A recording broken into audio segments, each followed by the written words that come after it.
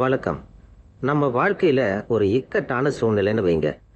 ஏதோ ஒரு பெரிய கோர்ட் கேஸு, இல்லைன்னா உடம்புக்கு ஒரு அரிய வகை வியாதி வந்துருச்சு. அப்போ உங்க முன்னாடி 2 பேர் வந்து நிக்கிறாங்க. ஒருத்தர் உலகத்துல இருக்கிற அத்தனை புஸ்தகத்தையும் கரைச்சு குடிச்ச ஒரு பெரிய படிப்பாளி. அவருக்கு சரித்திரம், சாஸ்திரம்னு எல்லாம் ஓரளவுக்கு தெரியும். இன்னொருத்தர் அவர் படிச்சது வேணும்னா கம்மியா இருக்கலாம்.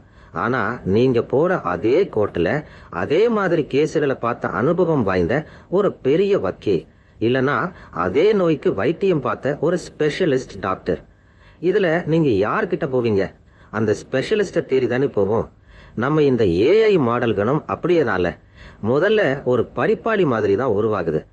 ஆனா அதை நமக்கு ஏத்த ஒரு ஸ்பெஷலிஸ்டா மாத்துறதுக்கு ஒரு டெக்னிக் இருக்கு.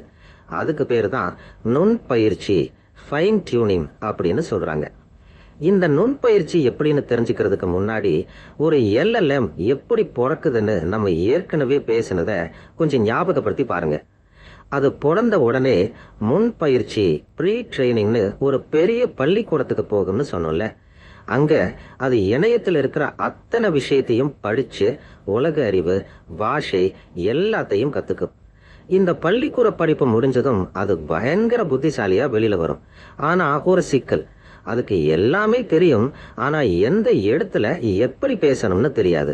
இது எப்படின்னா, ஒரு பெரிய அறிவாளிய ரூமுக்குள்ளேயே பூட்டி வளர்த்துட்டு திடீர்னு அவன் கிட்ட போய் ஆபீஸ் காரியங்களை பேசுற மாதிரி. அவனுக்கு அக்ரிமெண்ட்னா என்னன்னு அகராவியில உள்ள அர்த்தம் தெரியும். ஆனா உங்க ஆபீஸ்ல அதை எப்படி டைப் பண்ணுவாங்கன்னு தெரியாது.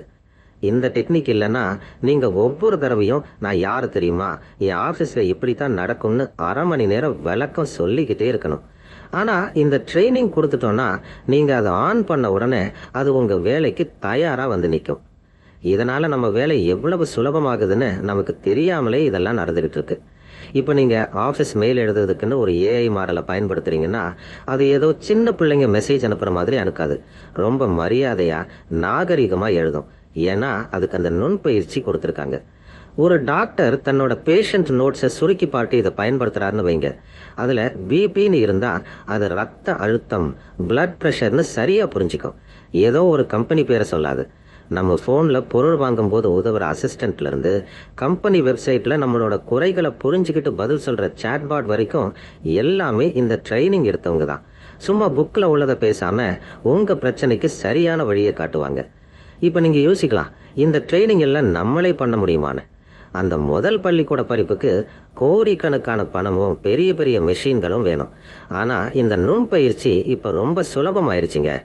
நிறைய இடத்துல நாமளே இதை செய்யற மாதிரி வசதியை கொடுத்துருக்காங்க. நீங்க சும்மா ஒரு சின்ன ஃபைல்ல இந்த கேள்வி வந்தா இப்படித்தான் சரியா பதில் சொல்லணும்னு ஒரு சில 100 உதாரணங்களை எழுதி கொடுத்தா போதும். அந்த செயற்கை மூளை நீங்க கொடுத்த மாதிரியே உங்க ஸ்டைல்ல பேச பழகிடும்.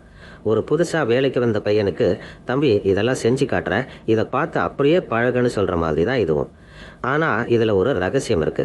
நீங்க கொடுக்கிற தகவல்கள் நல்லா இருந்தாதான் அதுவும் நல்லா வேலை செய்யும். நீங்க தப்பு தப்பா கோபமா பேசுற மாதிரி உதாரணங்களை கொடுத்தா அந்த ஏஐ மாடலும் தப்பா கோபமா தான் பேசும். குப்பையை போட்டா குப்பை தான் வெளியே வரும்னு சொல்றாங்க இல்லையா, அதுதான் இங்கேயும். அதனால ரொம்ப தெளிவா இருக்கணும். அந்த மாடல் உங்களை மாதிரியே எழுதணும்னா நீங்க எழுதுனதுலயே ரொம்ப நல்ல விஷயங்களை அதுக்கு கொடுக்கணும். உங்க கம்பெனிக்கு ஏத்த மாதிரி இருக்கணும்னா சரியான ப்ரோக்ராம்களை கொடுக்கணும். இந்த நுண்பயிற்சி டெக்னிக்ங்கிறது புதுசா அறிவை கொடுக்கறது இல்ல, இருக்கிற அறிவை வச்சுக்கிட்டு எப்படி நடந்துக்கணும்னு ஒரு பண்பை கற்றுக் கொடுக்கறது தான். இனிமேல் நம்ம ஏஐ கருவி எல்லார்கிட்டையும் ஒரே மாதிரி தான் பேசணும்னு நம்ம அட்ஜஸ்ட் பண்ணிக்க வேண்டாம். இந்த டெக்னிக் மூலமா நம்ம குரலை புரிஞ்சுக்கிட்ட, நம்ம தொழிலை புரிஞ்சுக்கிட்ட, நமக்கு என்ன பிடிக்கும்னு தெரிஞ்சுக்கிட்ட ஒரு சொந்த பார்ட்னரை நாமவே உருவாக்கிக்கலாம். சும்மா பேசிக்கிட்டே இருக்கிற மிஷினா இல்லாம உண்மையிலேயே நமக்கு கை கொடுக்கிற ஒரு நண்பனா இது மாறுது. இந்த செயற்கை மூளைகளை இப்படி திருத்தி அமைக்கிறதுனால நாம அதை புத்திசாலியா மட்டும் ஆக்கல, நம்ம மனுஷங்க மாதிரி நமக்கு உதவியா நம்ம உலகத்துக்கு ஏத்த மாதிரி மாத்திரம். ஏன்னா உலகத்துல உள்ள அத்தனையும் தெரிஞ்சதை விட நமக்கு என்ன தேவையோ அதை சரியா செய்யறது தானே உண்மையான புத்திசாலித்தனம். நன்றி.